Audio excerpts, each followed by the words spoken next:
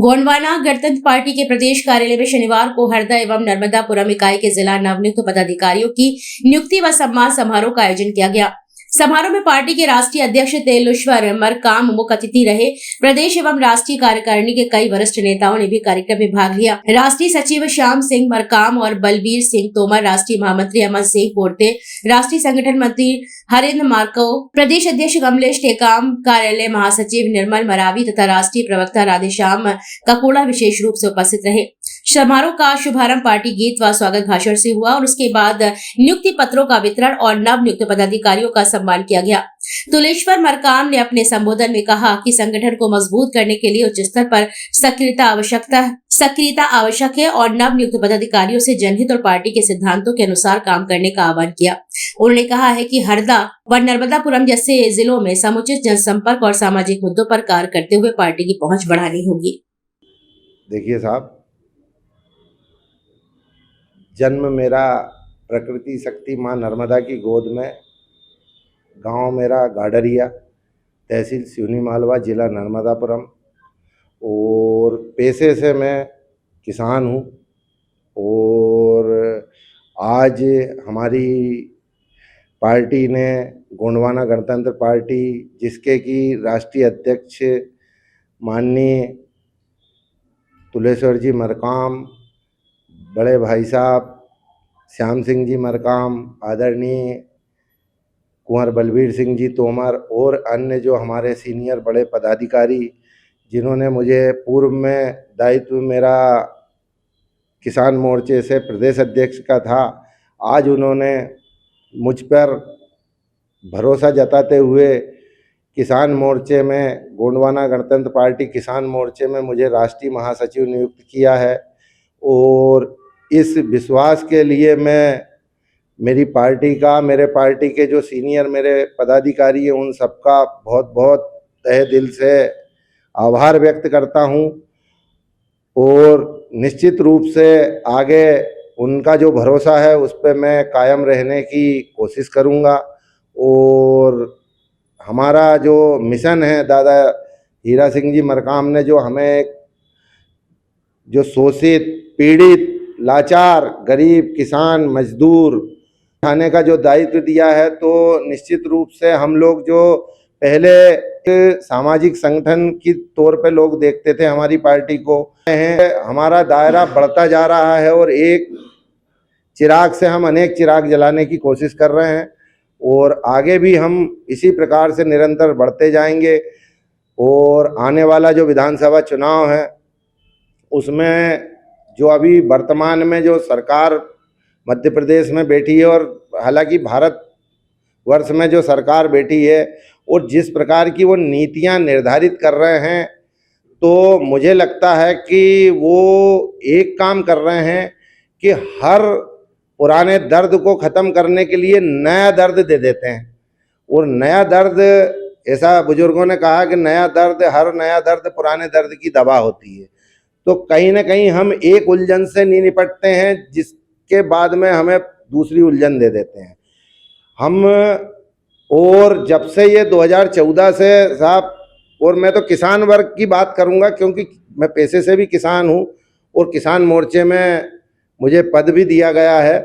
तो जब से हमारा देश आज़ाद हुआ 15 अगस्त सन 1947 को, हमारा में एक निश्चित हमारी अर्थव्यवस्था में हमारे किसान समाज को लेकर के चला गया कि एक हमारा जो मानक माना गया, तो गेहूं और चावल को हमारा मानक मान के हमारे किसान का अनाज, और सोने को धातु का मानक मान के हम लोगों को साथ में लेकर के चला। तो वो जो अर्थव्यवस्था और जो अर्थशास्त्री और जो सरकारें थी, वो कभी भी हम लोग अगर लेते थे तो 10 कुंटल गेहूं में 1 तोला सोना हमारा आ जाता था। आज जो अनुपात का जो असंतुलन जो इन्होंने पैदा किया है, तो आज हम अपने आप को बहुत गड्ढे में महसूस कर रहे हैं कि वो जो 10 कुंटल गेहूं में 1 तोला सोना आता था, तो आज हमारी क्षमता से वो बाहर कर दिया है। तो मेरा ऐसा मानना है, जितनी मुझे जानकारी है, कि सोना जो है इंटरनेशनल धातु है, अंतर्राष्ट्रीय बाजार से इसके भाव तय होते हैं, ये भारत सरकार तय नहीं करती इसके भाव। तो कहीं ना कहीं हमें नीचा गिराया गया है, सोना ऊपर नहीं गया।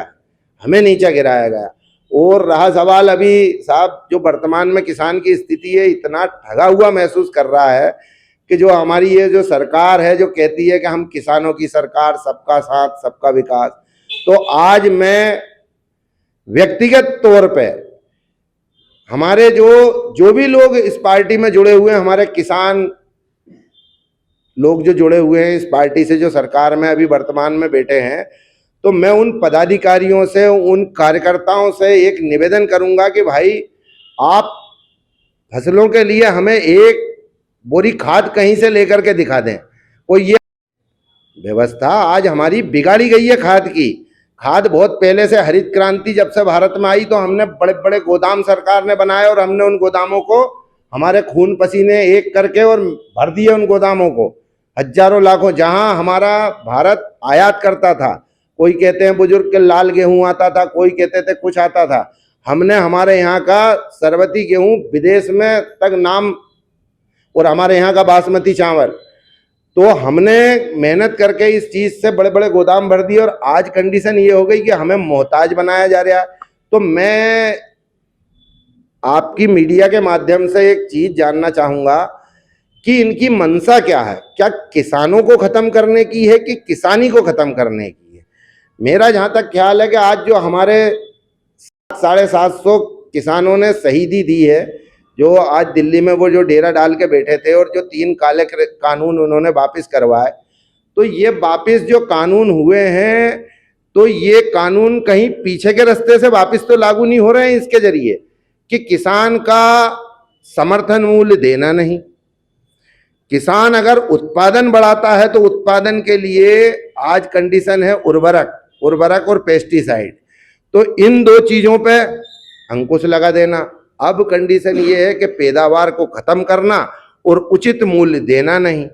तो फिर इनकी मंशा क्या है? क्या किसानों को खत्म करना या किसानी को खत्म करना?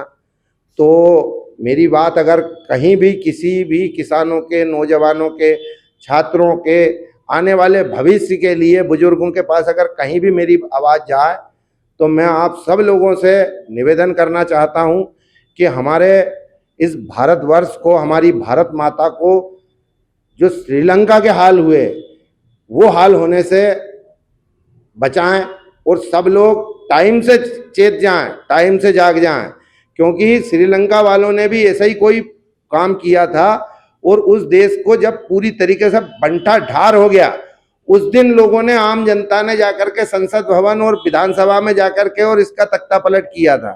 तो उस कंडीशन तक ना पहुंचे। और मेरा तो वर्तमान में जो सरकार है उससे भी निवेदन करता हूं कि भैया आप भी इतना मत करो, इतना हम पे रहम करो, क्योंकि हम लोग किसान हैं, आपके पेट पालन के लिए चीज उगाते हैं, ना कि कोई तस्करी का सामान हम उगाते हैं। और खाद भी अगर हमें मिलता है तो हम जाकर के फसलों में डालेंगे। भाई आज आपके पास सारे आंकड़े हैं, एक बार का खाद तो किसान कर्ज लेके लेता है, वो उस खाद को ज्यादा लेकर के करेगा क्या? आप तो एक बार ही उसकी जो उपलब्धता है वो सुनिश्चित कर दो। और किसान को बिजली, खाद, पानी, अगर ये 2-3 चीजें और उचित भाव अगर ये सब अगर मिल जाए, तो न तो कोई आंदोलन होगा, न कोई किसान रोड पे आएगा, न कोई आपको किसी प्रकार से, सब लोग खुशहाल जिएंगे और आप लोगों का भी इस नाम तारीख में अमर होगा कि भाई किसानों के लिए आपने कुछ अच्छा किया। तो हम लोग बस आपसे निवेदन करते हैं कि इतना अत्याचार और अन्याय मत करो।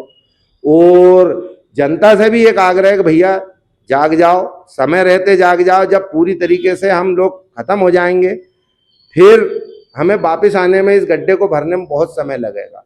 क्योंकि क्या है कि निश्चित तौर पे आज हम अगर देखते हैं तो 2 परिवारों के पास सारा व्यापार 2 परिवारों से ही चलता है। जहाँ तक स्थिति है कि अगर कोई प्लास्टिक का, अगर एक कोई दाने से बनी हुई एक, अगर कोई एक कलम भी हम लेते हैं, तो वो मेरा जहाँ तक ख्याल है कि अंबानी साहब के पास ही है उसका पूरा अधिकार प्लास्टिक के दाने का। पूरे भारत में कहीं से भी अगर कोई प्लास्टिक का टुकड़ा खरीदा या बेचा जाएगा तो उस परिवार के पास जाएगा।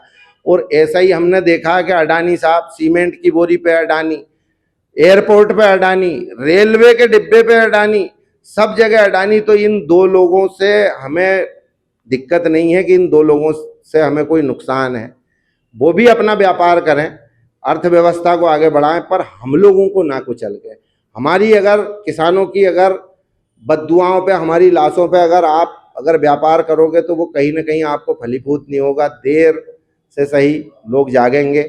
और पर ये एक हम विश्वास रखते हैं कि जरूर हमारी व्यवस्था बदलेगी, और हम नहीं बदलेगी तो हमारा युवा, हमारा किसान बदलने की कोशिश करेगा। आज नहीं जागेंगे, ठोकर लगने के बाद जागेंगे, पर हम ये चाहते हैं कि भैया जल्दी से जल्दी जागो।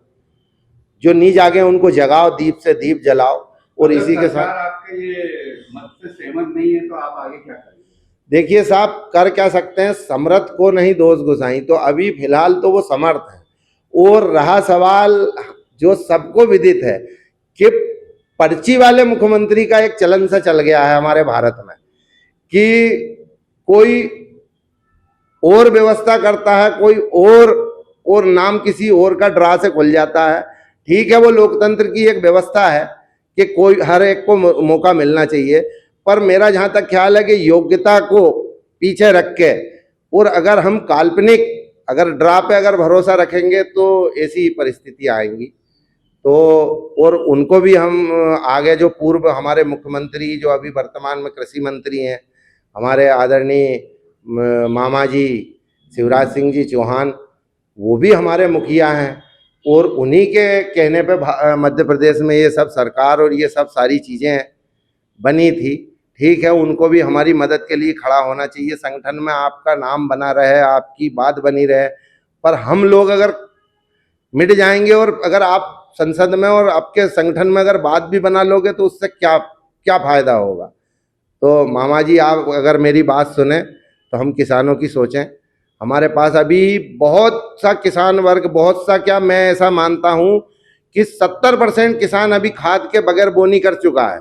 एक 1.5 फीट की मक्का हो गई है, धान हो गई है 1 फीट की, और अभी खाद की सुनिश्चितता नहीं है। आज ही अभी मैं यहाँ आया पार्टी के कार्यक्रम में, तो अभी फोन आया था पीछे से, तो OTP मुझसे लिया गया और मेरे खाते पे 30 बोरी यूरिया अभी मिला है। तो आगे अब क्या व्यवस्था हो रही है? आप पहले तो 2 बोरी करते हो। अच्छा, फिर क्या हो रहा है साहब कि आपने न तो जमीन की जांच की, न आपको फसल के बारे में मालूम कि किस फसल में कितना खाद लगता है, न आपको जमीन की उर्वरकता के बारे में मालूम, और आपने एक सा कानून ठोक दिया। भाई, कोई जमीन में 1 बोरी लगता है, किसी में 1 कुंटल लगता है, किसकी क्या उर्वरकता है।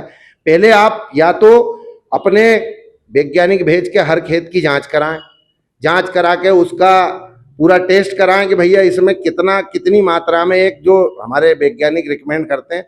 आपने तो एक तानाशाही रवैया, एक तरह का कानून बना दिया है। पहले कहेंगे 2 बोरी देंगे, फिर 1 बोरी देंगे, OTP लेंगे, इस प्रकार के नाना प्रकार के जंजालों में उलझा के रखा है। और बस वही नया दर्द पुराने दर्द की दवा के रूप में हमें देते जा रहे हैं, और हम हर दर्द को सहते जा रहे हैं। आने वाला भविष्य कभी अच्छा आएगा, इस चीज की आशा के साथ बस लगे हैं, इंतजार कर रहे हैं कि शायद ईश्वर इनको सद्बुद्धि दे। और अगर कहीं न कहीं ईश्वर की सत्ता है तो कभी न कभी तो इनको सद्बुद्धि भी मिलेगी, या जो जिनको सद्बुद्धि है वो आकर के आपकी जगह पे बैठेंगे, तब हमारा उद्धार होगा। तो मैं किसान भाइयों, सभी प्रदेशवासियों को, आप लोगों को खाद मिल जाए, आपकी फसल अच्छी हो, इसकी शुभकामना देता हूं, और ईश्वर से प्रार्थना करता हूं कि आपकी फसल के लिए जो उर्वरक है या जो जहां भी जो परेशानियां, वो परेशानियां आपकी हटें, और इनको जो सत्ताधारी लोग हैं इनको सद्बुद्धि मिले। तो इसी के साथ सभी किसान भाइयों को जय सेवा, जय जोहार, जय किसान और बेचारा किसान, मजबूर किसान, जय जवान। बहुत बहुत धन्यवाद। भारत माता की जय। जय सेवा, जय जोहार, जय संविधान। मैं सरवर उर्फ शाहरुख, गोंडवाना गणतंत्र पार्टी अल्पसंख्यक मोर्चा जिला अध्यक्ष, हरदा, मध्य प्रदेश। आज जो यहाँ पर मैं आया था, मुझे सौंपा गया था कि हरदा जिले की जो कनकर्णी है, जिला कनकर्णी तैयार करने की मुझे प्रदेश अध्यक्ष जी और राष्ट्रीय अध्यक्ष जी राष्ट्र तक के तरफ से मुझे सौंपी गई थी ये जिम्मेदारी कि जिला कनकरनी तैयार आप हरदा जिले की करें।